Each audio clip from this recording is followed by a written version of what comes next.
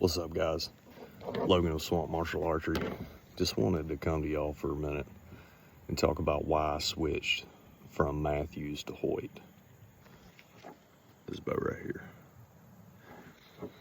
Now, before you get your pitchforks or get your popcorn started, depending on which brand you like, this isn't a brand bash video. I'm just making this video mainly for people who are newer to bow hunting and either want to get their first bow or want to upgrade from their first bow.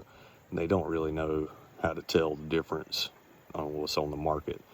So this is more just a guide of how I switched and what I look for, so on and so forth. So the first thing I want to say is the Mathews lift was a fantastic bow. I shot that bow very well. It was, just for reference, my draw length is 29 inches. I was pulling 80 pounds with it. And when I was looking at this Hoyt, first off, like, I don't care anything about the draw cycle. Like, after about 15, 20 shots, you're going to get used to whatever draw cycle there is. So I don't pay any stock to that. And honestly, I like a stiffer draw cycle because that usually equates to more speed. Now, the first thing that this Hoyt has that I like is you can adjust the let off on the cam from 85% to 80 to 75. So a lot of people like a high let off because they feel like they can hold the bow back longer on an animal. Me personally, I like a lower let off and more holding weight because it makes me push and pull more into the shot. It makes me more steady. And also it makes the cam more efficient and you get more speed.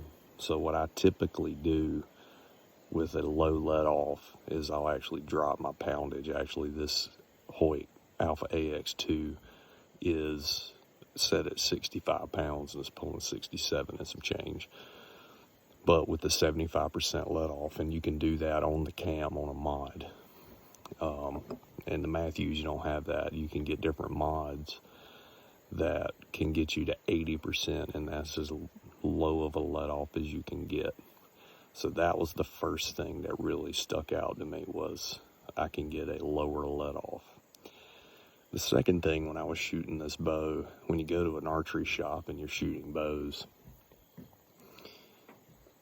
they slap a rest on there and you're not really, you don't have a sight or a peep or anything, so you're not shooting for accuracy. But what I noticed was, from 10 or 15 feet, every shot was hitting in the center.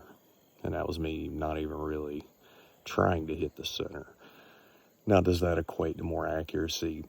I don't know.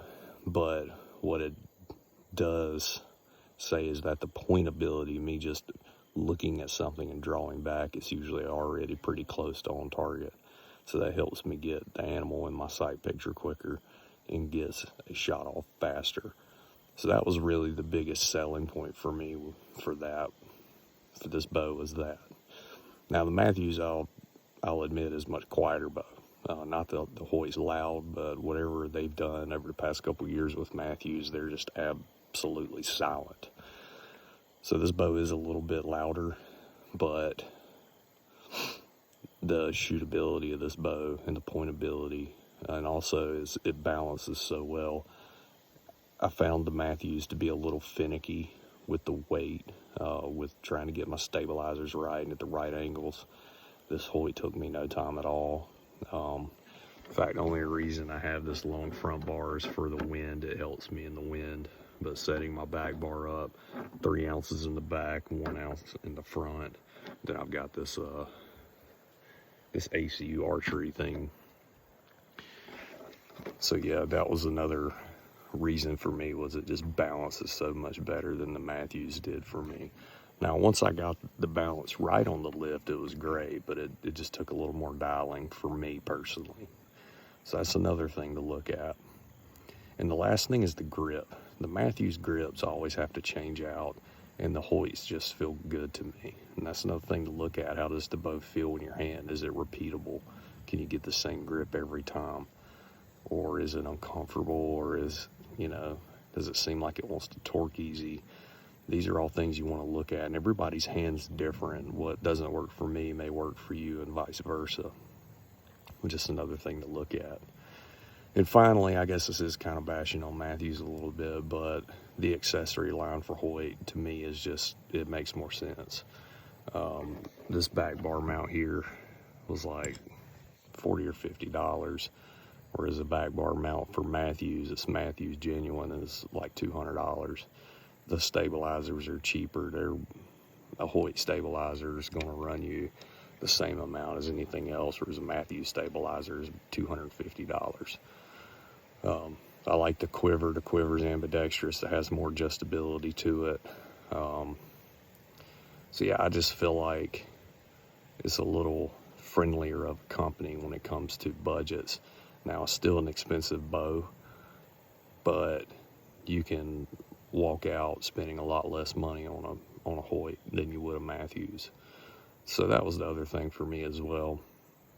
But overall, the fit and finish for me just felt nicer.